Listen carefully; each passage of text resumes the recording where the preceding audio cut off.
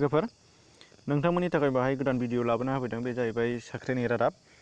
बेयाव आं ड्राइभारनि नोंथांमोननो रिक्रुटमेन्ट नटिस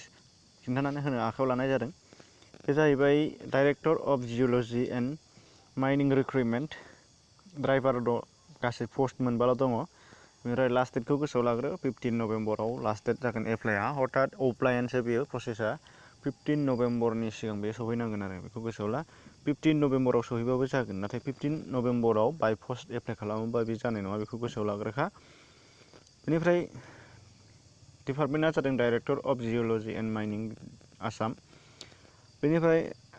गासै टटेल रिजार्भआ जाहैबाय 5 मोनबा पस्ट दङ बेनिफ्राय केटेगरि हिसाबै बाहाय गैया आनरिजार्भसो एसटि एससि जेबो मेनसन गैया एज लिमिटआ 18 निफ्राय 38 इयार्ससिम जागोन होनदों बेनिफ्राय सेलारिया जाहैबाय 14,000 निफ्राय स्टार्टिं जानानै 60,500 सिम जाहैगोन होनदों आरो बेजों लोगोसे ग्रेड पे 5,000 थाफाबावगोन दा बेखौ नोंथांमोना नुनो मोनदों बेनिफ्राय टार्म्स एन्ड कन्डिशन्सफोर दङ माखासे बेखौ नोंथांमोना नायनानै ला केन्डिडेट मास्ट हेभिं ड्राइभिं लाइसेन्स बेथ' थाखागोनानो जिहेतु ड्राइभिंआव ड्राइभाराव जिहेतु एप्लाइ खालामदों हिसाबै ड्राइभिं लाइसेन्स थाखानांगोन होनदों ट्रेन्सपर्टनि बेनिफ्राय केन्डिडेट मास्ट बि फिजिकेलि फिट उइदाउट एनि डिसेबिलिटि उइथ गुड आइ साइट दानिया मा होनदों मानसिया फिजिकेलि फिट जानांगोन होनदों देहायाव जेबो एफेक्ट जानो मोननाय नङा जिपेआव जेबो जेंना एबा देहायारि जेंना जानो मोननाय नङा होनना बुङो जायखौ नाथाय फिसा फिसौआ जेखि अरजाया मेगना थिग थाथारनांगोन बेनिफ्राय दा applicant must legibly fill up in all columns by the candidates नोंथांमोनजों एप्लिकेसन जेनाखि एप्लाइ खालामगोन नोंथांमोना गासैखौबो नोंथांमोननि आखाइजों मोजाङै फिलआप खालामनानै गासैखौबो फुलफिल खालामनानै हरजोबनांगोन होनदों दा person having HMV and JCB experience will given performance HMV आरो JCB सालायनो हानाय गासिबो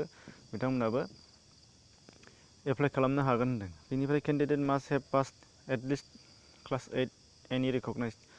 मिनिमाम 8 पास जाथारनांगोन जाय बिथाङा एप्लाइ खालामगोन हाउ टु एप्लाइ दङ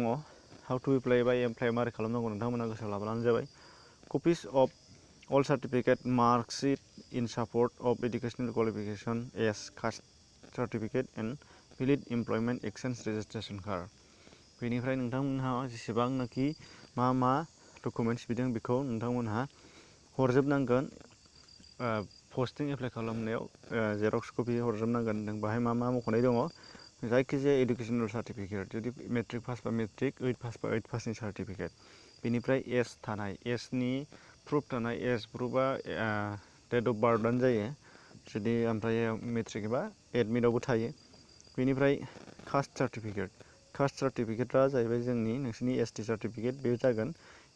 इमप्लयमेन्ट एक्सचेन्ज रेजिस्ट्रेसन कार्ड बेखौबो हरफानांगोन नों इमप्लयमेन्ट एक्सचेन्ज कार्ड थायो बे कार्डखौबो हरनांगोन होनदों बेखौ नोंथांमोना दङब्ला गैयाबा बुथुमना लाग्रोनांगोन 2 copy of recent passport photograph duly signed by candidates indicating full name on the back side मोननै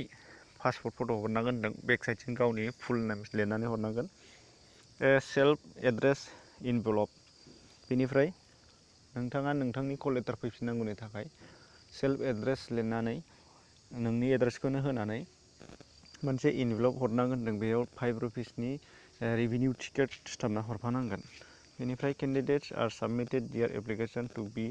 द गिभेन एड्रेस ओमफ्राय नोंथांमोनहा बे एप्लिकेसनखौ बबेयाव दैथायहरनो बिनि एड्रेसखौ बाहाय गाहायाव होदोंनो एड्रेसा नैबो दङ नोंथांमोनहा नुनो मोनदों बे एड्रेसाव नायना लाब्लानो जाबाय बाहाय दङ नोंथांमोनहा नुनो मोनदों नैबेखिनिया address director of to director of geology and mining Assam post office Garipara Guwahati 781019 दा बेखौ नोंथांमोनहा बाहाय होबानो नुनो मोनगोन बेनिफ्राय अफिसियेल नटिफिकेसन दं माने बे क्लिक हियार दं बाहाय नायबानो जाबाय दा बेनि साइटखौ आं नोंथांमोननि थाखाय डिसक्रिपसनाव लिंक होदों डिसक्रिपसननि लिंकजों मोजाङै नायनानै हरफिननो हागोन नोंथांमोनहा आरो लोगोसे गुबुन भिडिअखौ डिसक्रिपसनाव नायना लानो हानाय जाहैगोन जायफोरा नोंथांमोना जब निउस नागिरबाय थायो नोंथांमोनहा जुदि ड्राइभार नङाबा ड्राइभिंनि नागिराखैब्लाबो नायदोंबा नोंथांमोनहा आरो नुबाय थानांगौनि थाखाय चेनेलखौ साबस्क्राइब खालामनानै लाब्लानो जाबाय आरो नटिफिकेसन बेलखौ थुनानै लाब्लानो जाबाय आरो डिसक्रिपसनाव गोबां भिडिअ थायो नोंथांमोनहा नायनो दाबाव एसेनोसै गोजोन्थों।